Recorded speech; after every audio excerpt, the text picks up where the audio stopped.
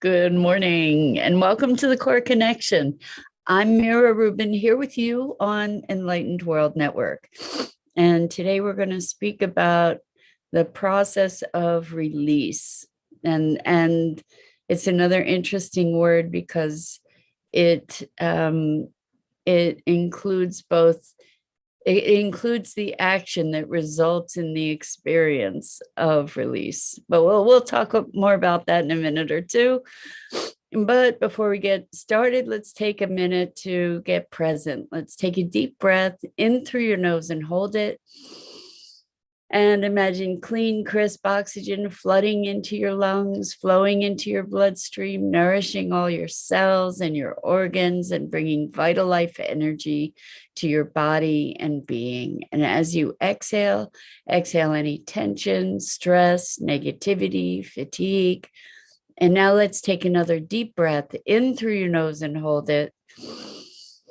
This time, imagine brilliant, bright light lighting you up from the inside out, illuminating, electrifying, energizing all your cells and your molecules and your electrons, and just creating this brilliant beam of light from your heart out into the world.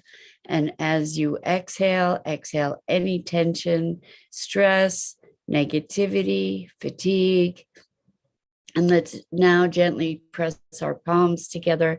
Just very softly rub your fingers against your palms to feel the wonderful sensation of your physical body interacting with itself and the world. And bring yourselves present right here, right now, for another morning conversation. So we're talking today about release. And what does it mean to release our grip? We hold things so tightly. We hold tightly to our beliefs, to our identities, to our things. And typically, when we release that grip, we experience a sense of freedom. And the grip that we were having on those things is so often those things having a grip on us. And when we release that grip, we experience a release. We experience a freedom, a letting go, an expansiveness. Oh my, I apologize. I have not been sleeping well. And so my tiredness is catching up with me periodically. Anyway, talking about release. So I think, and while we're at it, we can talk about the word grip. I love words, and I'm having such fun exploring with you how so many of the words that we've been exploring recently have a dual meaning, like that they are an action that as well as a result.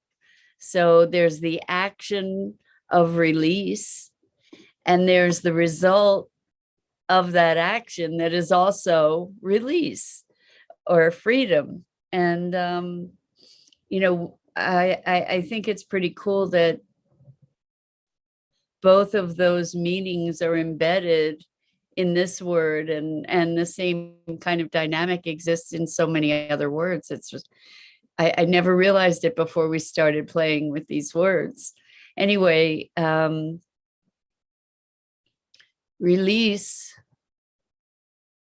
on the one side, implies holding on, right? And that's something that so many of us do. We hold on to, as I said, our possessions, our ideas, our identities, right? And the other side of holding on is letting go, which is also release. And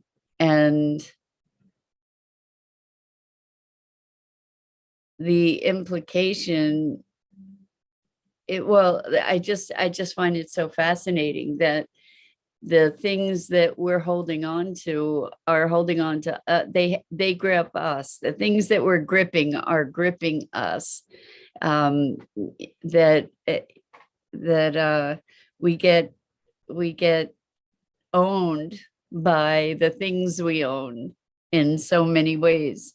I'm in the process of decluttering and releasing lots of possessions that I've accumulated over time. And um, it's interesting to be recognizing that some of these things have a greater pull for me than others. That some of these things, it's a it's like a battle. It's a wrestling match to get to the place to be able to release or not to release. That is the question. So I just want to say that I don't know if you guys are putting in any comments. I haven't seen any comments, and that's why I haven't responded. If you are commenting, please don't think that I'm ignoring you. I'm not. I don't see anything in the chat here. So this whole notion of release, when we think about a release, at least when I think about release, the physical aspects of it that arise for me are a release of tension in the shoulders, for example, the ability to breathe more easily. So in this gripping or this holding on, what we experience oftentimes is a tension, like the gripping of our bodies as we're holding on tightly to something, right? And when we release, the shoulders go down, our chest expands, our belly loosens, we're able to experience life more fully. So that's another irony or paradox, is that in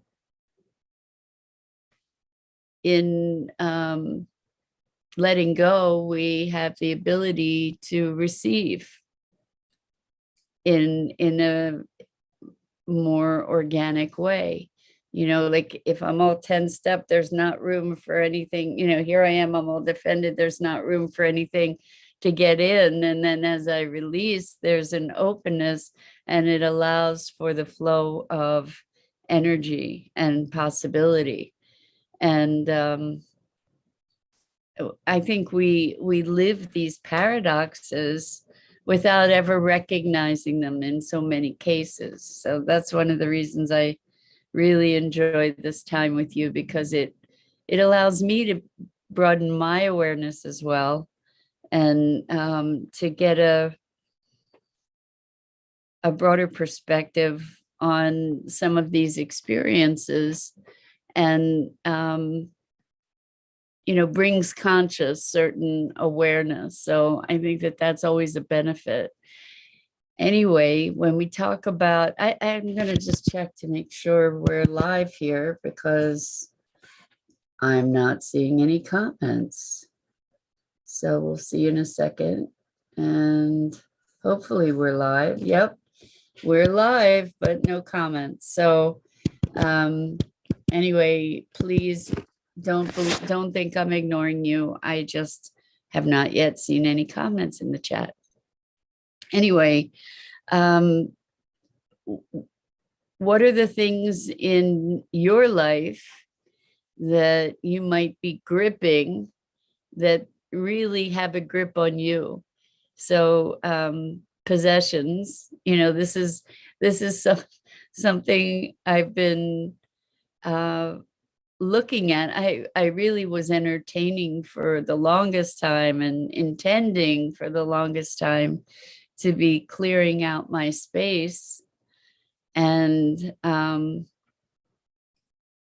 I realized that the things that I was holding on to had a hold on me, and still do in many respects. There's I'm making progress. I don't know if it uh, I'm proud to know that I'm making some progress, but um, so far, most of the attention has been on closets and spaces that aren't as visible.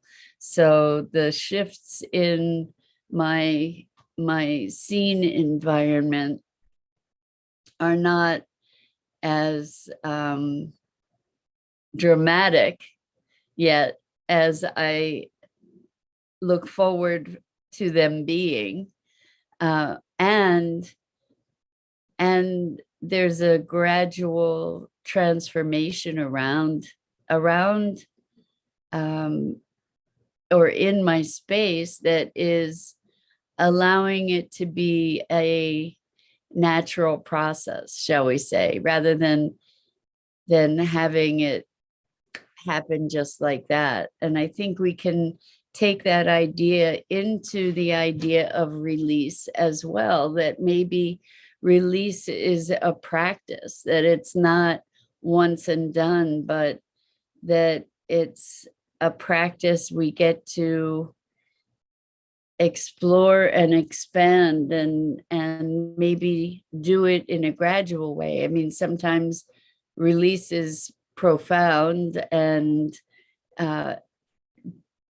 dramatic, and it can also be a gradual process of growth and transformation. So many of us I know are on a spiritual path and path of evolution, looking to release old patterns that have kept us bound and constrained, um, and we do this often in a gradual way, such that when we look back over time, we can see that there's been a radical transformation, but in the process, we might not have even noticed the changes because they were incremental and gradual. And I think we get to give ourselves some grace around our process. Part of that is to allow ourselves to acclimate to the changes that we go through. What I've noticed in transformational work, when I first learned NLP, which is neuro linguistic programming, when I first learned, one of the things that we were schooled in, that we were drilled into, was recognition of the importance of ecology. And ecology is,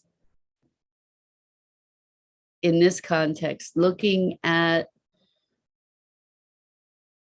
the holistic picture of the individual to recognize whether the change that is being brought about is a change that is workable for them within their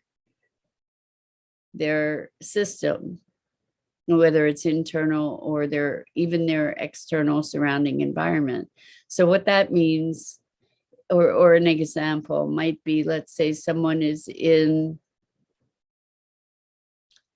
an environment that is destructive, a destructive environment, and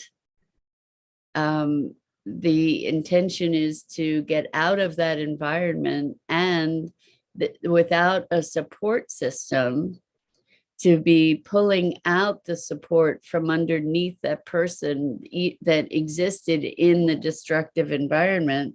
In other words, to just say, okay, you're out of there and be free. Then without support, that can create more damage than the destructive environment was creating in the long term, right? So ecology in that example would be setting up provisions to be able to make a transition, a healthy transition. So there's always a balancing factor. But so for instance, let's say as an extreme example, let's say I have one pair of pants, I have one set of clothing, and I really don't like it.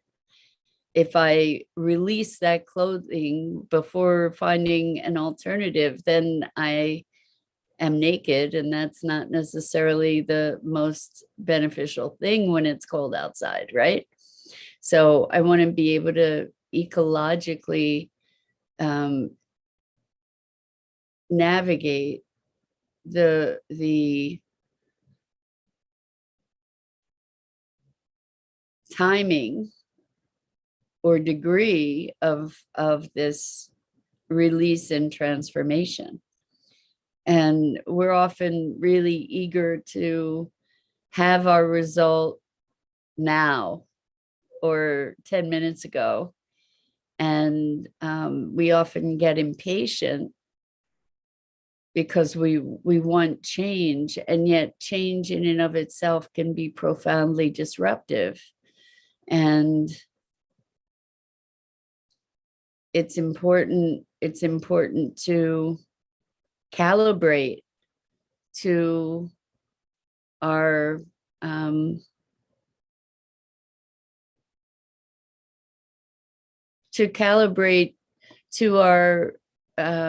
tolerance for change. You know, something can change so radically that even though it might be a positive change, it can be tremendously disorienting and have all kinds of ramifications that we might not have anticipated. We hear this about, at least it used to be the stories that we would hear about people winning the lottery and how it ruined their lives, you know, because they weren't prepared for that kind of wealth and the things that came along with it. Their own ecology didn't support that disruptive and radical a change. And so to get back to this notion of release, letting go, releasing something, providing a release for ourselves.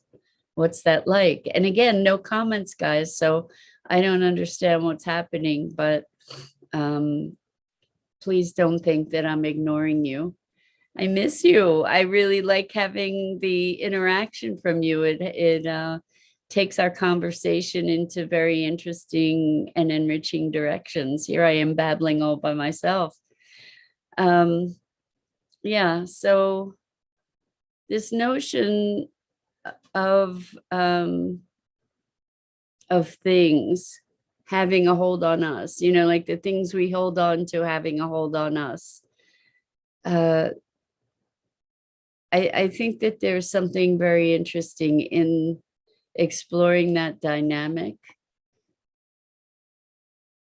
It's not like the things have any intentionality, right?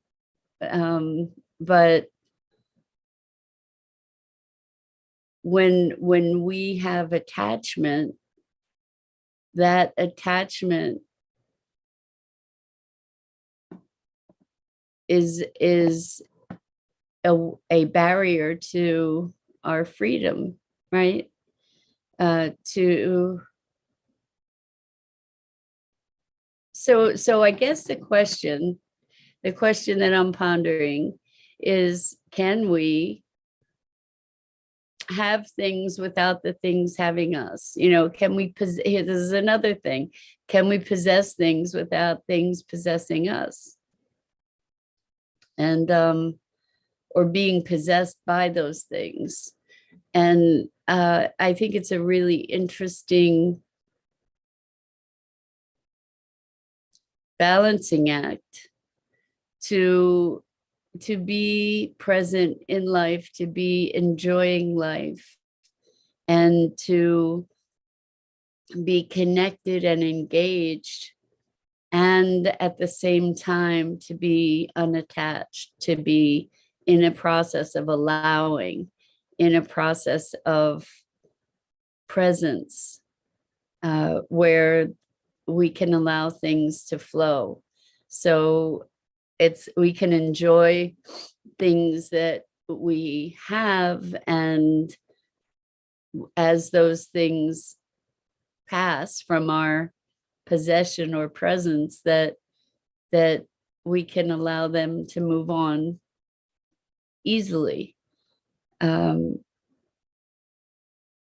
I I know, with Maggie around, I learned to deepen my non-attachment. I was very attached to Maggie. I was, but I was able to release again. There's our word, release my attachment to a lot of things, because oh my gosh, that little bird person was so destructive. She just would drop things on the floor deliberately. She ate pretty much everything. You know, um, she was a force of nature for sure. So when we talk about release, we talk about, I think it moves into a letting go, a non-attachment, to experience the release in our bodies, you know, like release the tension. What's that like? What is it that we're holding on to, right? Release the tension, and then we experience a release. We experience a an openness, and the word release, typically as we think about it, is a singular moment, a singular event. You know, I had a release, or I released that, and that was the end of it. And I'm wondering what happens if we look at release as an ongoing process. So like letting go has more of a process feel about it than release does. But if we can keep reminding ourselves to release, because what happens is we release, and then slowly, what happens is that we bring back our attachments. Or at least I've seen that dynamic for myself. I don't know if you have that same experience, but if we can think of release as a process, you know, to remind ourselves again and again to come back to that place of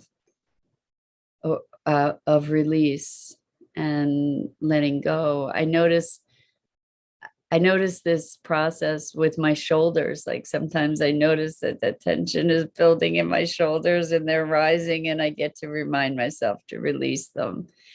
And so what happens? How does life shift if we bring the notion of release into an ongoing process?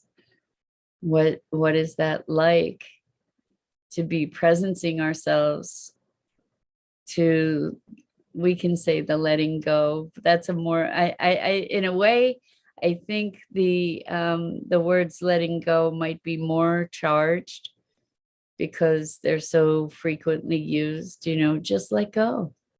Well, if I knew how to just let go, right? If I knew how to, I would. So I'm thinking release, you know, to give ourselves that experience of release. What comes to mind for me is freedom and ease. And we can all use a bit more ease, correct? And